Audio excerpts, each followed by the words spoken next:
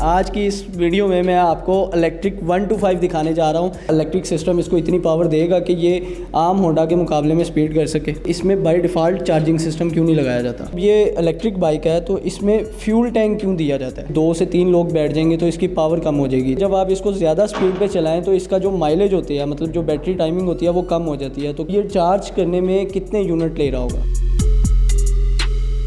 अस्सलाम वालेकुम नाज़रीन, पब्लिक डिजिटल एक्सक्लूसिव के साथ मैं हूं आपका मेज़बान फैज़ान आसिफ। नाज़रीन, इलेक्ट्रिक बाइक में आपने 70 तो देखी होगी, लेकिन आज की इस वीडियो में मैं आपको इलेक्ट्रिक 125 दिखाने जा रहा हूं, जहां पर 125 1 लीटर में 40 किलोमीटर देता है। वहीं पर ये 125 एक चार्ज में आपको 150 से 200 किलोमीटर तक का सफ़र जो है वो आपका तय होगा।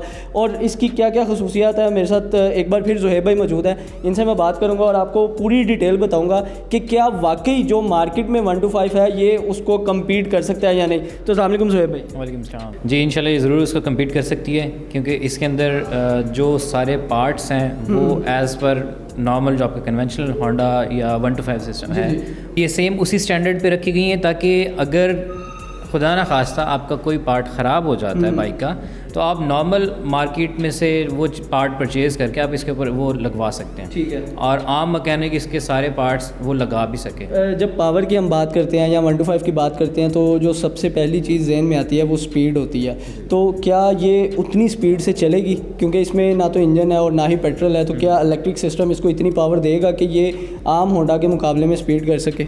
जी, ये 90 to 100 किलोमीटर पर आवर की स्पीड तक जा सकता है। अच्छा। और I think this is enough speed कि कोई भी अगर स्पीड लवर है और वो एक सेफ़ लिमिट के अंदर रहते रहते इसको चला सके। अच्छा, जो आम जो 70 वाली बाइक होती है उसमें भी क्योंकि इलेक्ट्रिक आ चुकी हुई है, तो क्या उसमें जो बैटरी लगाई गई है वो भी वो सेम बैटरी है या इसका साइज़ बड़ा है? नहीं, इसके अंदर हम लोग lithium iron phosphate batteries use कर रहे हैं। जो आम पहले जो यूज़ हो रही हैं वो हैं ड्राई सेल बैटरीज। ठीक है। तो ड्राई सेल बैटरीज़ का जो बैकअप है या उनका जो लाइफ स्पैन है वो इसकी निस्बत बहुत ज़्यादा कम है। हमारा एक तो बैटरी का लाइफ साइकिल बहुत ज़्यादा है, तकरीबन 10 साल इसका लाइफ साइकिल है। अच्छा ज़ुहैब भाई, जब भी इलेक्ट्रिक व्हीकल की बात आती है, जैसे हमने लास्ट टाइम इलेक्ट्रिक बाइक्स भी हमने की हैं, तो उसमें ना पब्लिक ये सवाल करती है कि इसमें बाय डिफ़ॉल्ट चार्जिंग सिस्टम क्यों नहीं लगाया जाता? बाय डिफ़ॉल्ट चार्जिंग सिस्टम इसमें इसलिए नहीं लगाया जाता क्योंकि वो इतना पावरफुल अभी नहीं है। रीजनरेटिव ब्रेकिंग होती है या डायनमो सिस्टम आप समझ लें, जो साइकिल्स पे लेके आता था, तो वो उसका जो साइकिल्स हैं वो इतने पावरफुल नहीं होते कि वो इसका बैटरी लाइफ जो है उसको बढ़ा सकें। ठीक है। तो इसलिए अभी हमने वो इस पर वर्किंग हमारी R&D चल रही है और इंशाल्लाह जैसे वो कंप्लीट होगी तो हम वो सेटअप भी इसमें मुतारफ़ करवा। मतलब इन फ्यूचर हम तवक्को रख सकते हैं कि बाय डिफ़ॉल्ट चार्जिंग सिस्टम भी व्हीकल्स में आना शुरू हो जाएगा? जी, बाय डिफ़ॉल्ट आ सकता है, लेकिन उसका ये नहीं है कि अब वो उससे चार्ज हो रहा है और डिस्चार्ज भी हो रहा है तो ये सारी ज़िंदगी उसी एक ही बैटरी पे चलता रहे। उसकी एक लिमिट होती है। फॉर एग्जांपल, अगर ये अभी फ़िलहाल 200 किलोमीटर्स का आपको बैकअप दे रहा है 1 चार्ज पे, तो अगर वो इसमें सिस्टम लगा देते हैं तो वो 20 to 50 किलोमीटर्स में और मज़ीद ऐड कर सकता है। ये इसमें सेम स्टैंडर्ड पे सेम वैसे ही पार्ट्स हमने यूज़ किए हैं। जैसा ये मड गार्ड आप देख लें, शॉक अब्जॉर्बर सेम वैसे ही उसी कंडीशन में, उसी लेंथ, हाइट, वेट, उसी स्ट्रेंथ में है। उसके बाद आपका हेडलाइट है। हेडलाइट में हमने थोड़ी सी ये चेंजिंग की है कि हमने इसको LED में रखा है, ताकि इसका LED का जो है ना वोल्टेज कंजम्पशन और उसका बैटरी बैकअप वो, ताकि हम ज़्यादा से ज़्यादा दे सकें। ठीक है।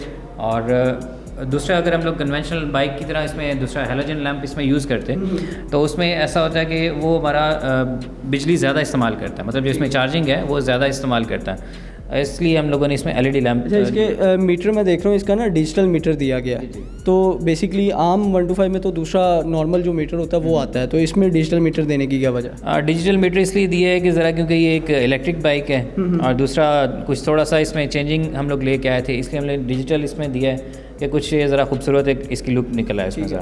अच्छा, अब एक सवाल ये भी आता है कि जब ये इलेक्ट्रिक बाइक है तो इसमें फ्यूल टैंक क्यों दिया जाता है? फ्यूल टैंक इसलिए दिया गया है इसमें क्योंकि अभी तक लोगों का जो कॉन्सेप्ट है ना वो 125 और 70 की जो सेम लुक है उसको हमने मेंटेन करने के लिए, ताकि एक नई चीज़ के ऊपर लोगों का माइंडसेट अभी उस हिसाब से सेट नहीं हुआ है। ठीक है, तो हमने सेम उसी स्टैंडर्ड पे क्योंकि हम लोग चल रहे हैं, हमने 125 की लुक इसको देनी है, तो उसी के लिए हम लोग इस पर अगर इसके हम इंजन वाले पोर्शन में बात करें तो बेसिकली बाय लुक इसका आपने वही रखा है जो आम 125 में आता है, ऐसे ही ऊपर उसका इंजन और ये सारा सिस्टम नीचे होता है। तो इसमें ये मुकम्मल इसका बैटरी सिस्टम है?